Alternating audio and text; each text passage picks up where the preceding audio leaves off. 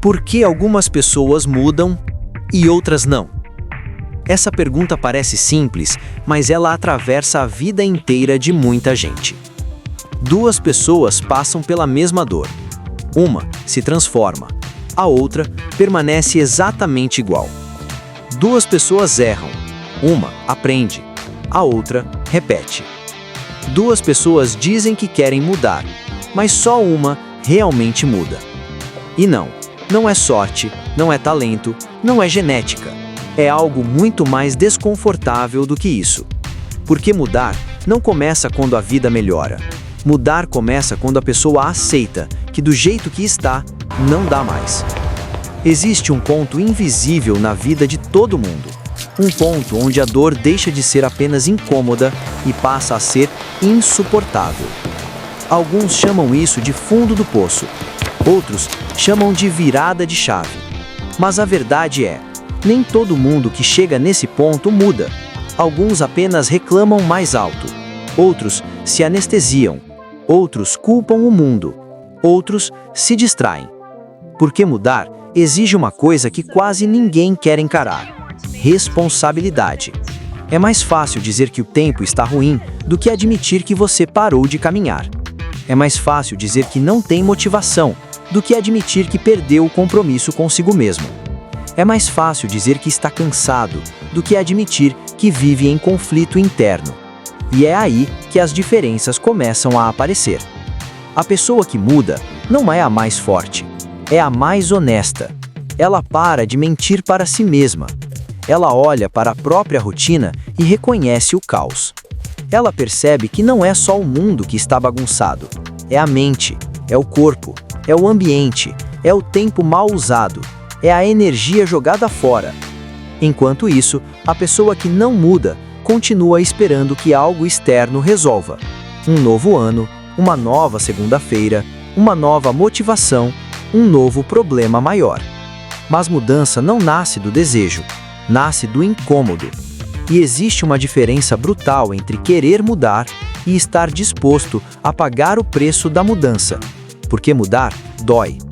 Dói abrir mão de hábitos que te confortam, mas te adoecem. Dói admitir que algumas escolhas foram erradas. Dói aceitar que ninguém vai vir te salvar. Dói perceber que o tempo passou e você ficou parado. Por isso, tanta gente prefere não mudar. Elas não têm medo da mudança, elas têm medo do processo. O processo é silencioso, não tem aplauso, não tem testemunha, não tem recompensa imediata. É acordar e fazer mesmo sem vontade. É organizar mesmo cansado. É treinar mesmo sem resultado visível. É dizer não quando o corpo pede fuga. A pessoa que muda entende algo fundamental. O desconforto é temporário. O arrependimento, não. Ela entende que continuar igual também é uma escolha, só que uma escolha cara demais. E aqui entra um ponto que quase ninguém fala. Algumas pessoas não mudam porque ainda conseguem suportar a própria dor. Elas reclamam, mas se adaptaram ao sofrimento. Elas dizem que odeiam a vida que levam, mas não o suficiente para transformá-la. A mudança real só começa quando a dor de continuar igual fica maior do que o medo de mudar. E isso não acontece de fora para dentro. Acontece quando a pessoa para e se escuta.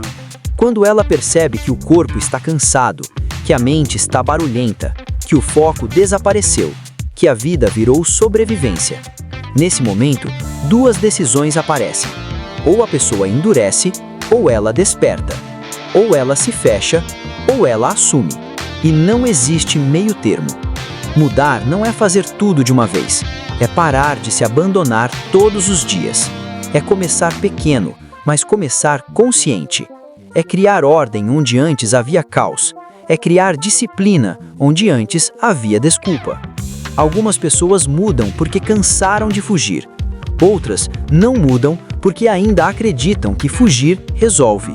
E essa diferença define destinos inteiros. Porque quem muda não espera o cenário perfeito. Quem muda constrói o próprio chão enquanto caminha. Quem muda entende que ninguém vai aplaudir no começo, mas também entende que ninguém sofre as consequências por ela. E é exatamente aqui que muita gente vai parar de ouvir e poucos vão continuar.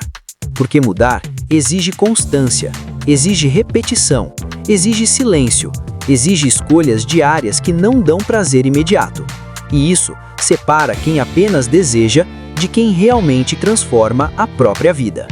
Existe um momento em que a mudança deixa de ser uma ideia e passa a ser uma exigência. Não é quando tudo desmorona de uma vez.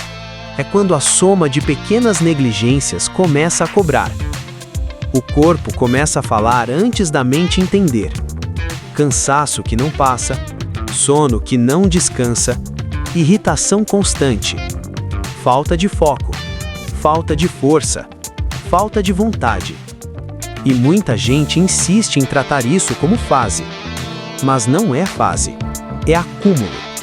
Acúmulo de decisões adiadas, acúmulo de promessas quebradas consigo mesmo, acúmulo de dias vividos no automático.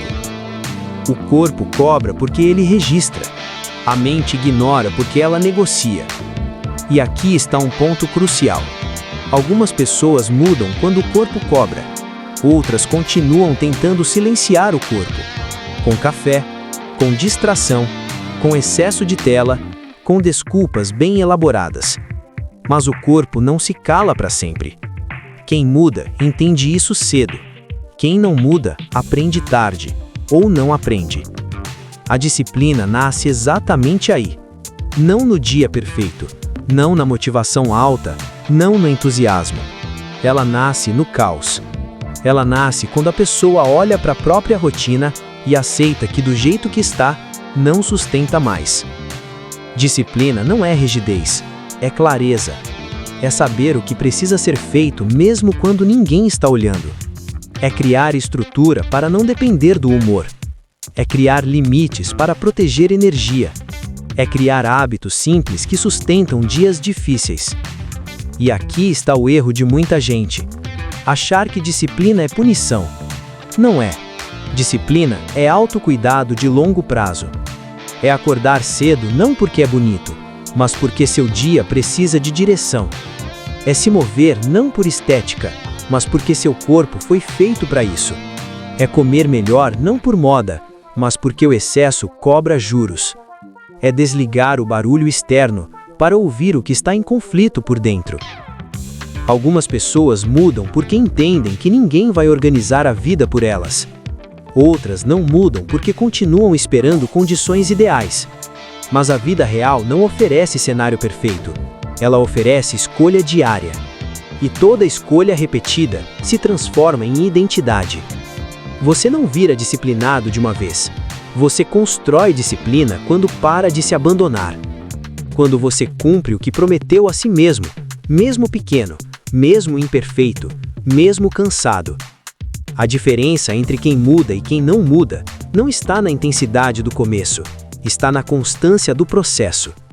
Quem muda não vence todos os dias, mas também não desiste de si. Quem muda entende que falhar faz parte, parar, não. E existe um silêncio poderoso nisso. O silêncio de quem está trabalhando, o silêncio de quem não precisa anunciar, o silêncio de quem entendeu que resultado é consequência, não objetivo. A disciplina verdadeira não grita, ela sustenta. Ela aparece quando a motivação some, quando ninguém aplaude, quando o progresso é invisível. E é exatamente nesse ponto que a transformação acontece. Não quando tudo melhora, mas quando você melhora apesar de tudo.